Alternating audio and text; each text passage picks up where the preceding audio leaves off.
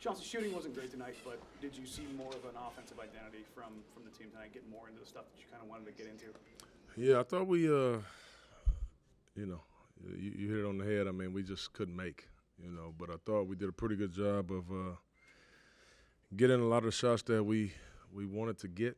We got some really good looks. I thought our intensity was good. We played hard as hell, and that's what we got to be. That's what we got to be. Like I said, you can hang your hat on a game like that saying, we just couldn't get over the hump, offensively, but I thought our defense was really good against a good team. Chauncey, what did you think of Shaedon's performance tonight and how important the next few weeks are going to be for him, obviously, with Anthony sidelined? Yeah, I thought Shea was obviously Shea was really good. We needed his scoring, we needed his shooting. With Ant down, obviously we have a void there, So I thought he stepped in and he was aggressive the entire time, and he's going to have to be the entire time. I'm sorry, but that's what we want Shaedon to be. Whether he's coming off the bench or starting or whatever, he's going to be a long time starter in this league, and that's the guy that he's going to need to be. And obviously his offense stood out, but I thought defensively he did a good job too. He's picking guys up in the backcourt. He's challenging guys. I thought it was a really good game for Shea. Pre-game when you said that we hope he can become Devin Booker, I mean, obviously I know who Devin Booker is, but can you elaborate like exactly what you mean by that? Well, I think Devin Booker is I personally think he's one of the top 5 or 6 players in the league. And the way that he had to grind to come up through the ranks, coming into the league, he played for, 4 or 5 different coaches the first 4 or 5 years, learned a different system every single year. He continued to play the right way no matter who was coaching him. And then bang, they started to turn their thing around. They started to get all these players, and he stayed consistent the whole time and kept getting better, no matter what was going on with the team. And now he's one of the very best in the league, and I think that's a great model for Shaedon.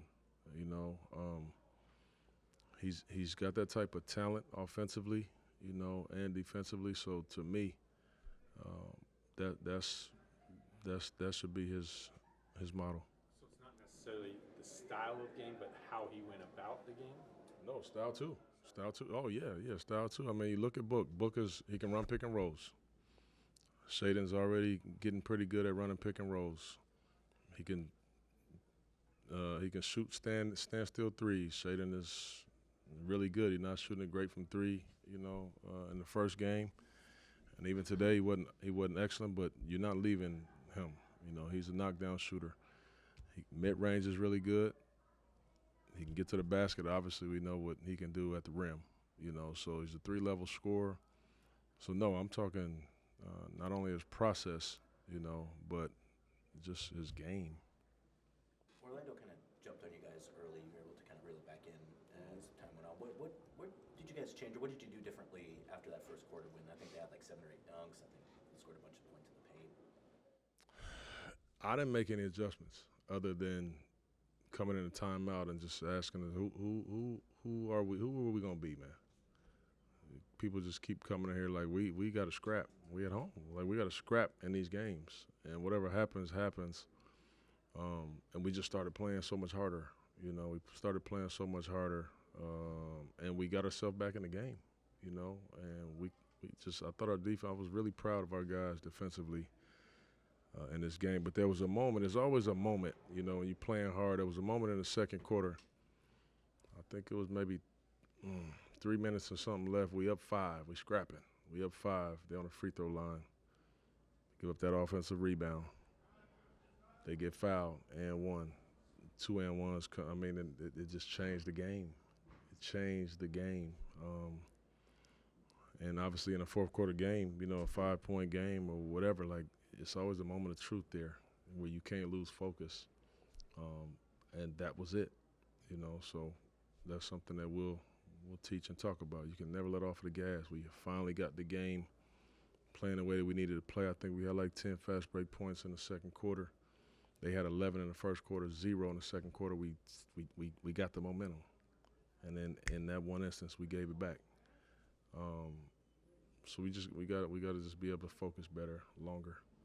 Scoot said after the Clippers lost, he was determined to get back to attacking and spraying. And they really couldn't get things going tonight. Obviously, he had foul trouble, but why do you think he struggled again in this game? Well, I thought his intent was good. It was much better today. He did attack. He just wasn't able to. He wasn't able to complete it. And obviously, anybody that's played basketball, you know, it's tough to play basketball when you're in foul trouble. You can't be aggressive. You can't attack. You're so worried about, you know. I got these guys picking up kind of almost full court. He's even scared to do that, you know, when you get into foul trouble. So his whole rhythm was off the whole time. I mean, I couldn't play him at all in the second quarter, you know, and he picked up his third. So it just the rhythm's been very, very funky for him, and it just hadn't allowed him to get into a rhythm. Chauncey, speaking of Scoot, the Clippers, they had 5 guys in the paint every time he loaded up on the ball. It looked like you tried to get some empty side pick and rolls with him, like to clear that backside out for him, allow him to attack. What other spots can you kind of put him in to make things a little easier on him? Yeah, well, I mean, he's a pick and roll player. You know, he's going to be a pick and roll player. He's going to have to do it. You know, as he starts to learn, he'll be better about reading situations. You know, obviously teams are going under on him. And so twisting it, you know, and bringing that screen back in it, and then being able to read the plays quicker, you know. People going to be in the paint, you got to spray it. You know, you just got to spray it. Just take it easy. Don't worry about it. You'll get an opportunity the next time instead of holding it, bringing it back. But he just hadn't been able to get a rhythm, so he's trying. You know, he's trying. But we just got to play a very simple game. You know, and they're in the paint, just kick it. We shoot it or make the next play. We'll see what happens. There's going to be another possession in 24 seconds. You know, so. But he's not there yet. You know, he's just not there yet, and it's okay. It's fine. Chauncey, these next few weeks while Ant is out, are you going to stick with playing Scoot and Shane together in the starting unit, or are you going to maybe think about putting Malcolm with one of them to kind of have a vet out there to call one of them, you know, to just kind of keep things steady? Or is the way that you went tonight is kind of the way you're going to go? I think it's an unbelievable opportunity for these guys to start growing up and to learn. So I'm going to stay right there where it's at. And if it's going crazy, obviously you got that common device in Malcolm that I can throw in at any time, you know. But I like where these guys are, and it's just some great teachable moments that every single night is like they can learn so much. DeAndre started out. Did something happen to Tease? No, nothing happened to Tease. Tease is going to be one of those players all year, you know. They wasn't guarding him, you know, and he was a little trigger shy out there when they swung it to him. So, no, nothing happened with Tease. There's going to be games, obviously, that we've seen where Tease knocks down 4 or 5 threes. So, no, nothing was the matter. DeAndre started real hot, ended well, but in between foul trouble, aside from the foul trouble, did you like what you saw from him overall? I thought he was better. I thought DeAndre was better. We made more of a focus to get him involved. You know, I told him I'm still learning him. I'm still learning his game, where he can be most effective, you know. Obviously him not having Ant out there impacts everybody, you know. When you got a guy in the pick and roll like Ant that's going to get so much attention, those pockets are open, you know, swing passes are open. Not having him, it impacts everything. But I thought DA was pretty good, you know, today, and he'll continue to get better.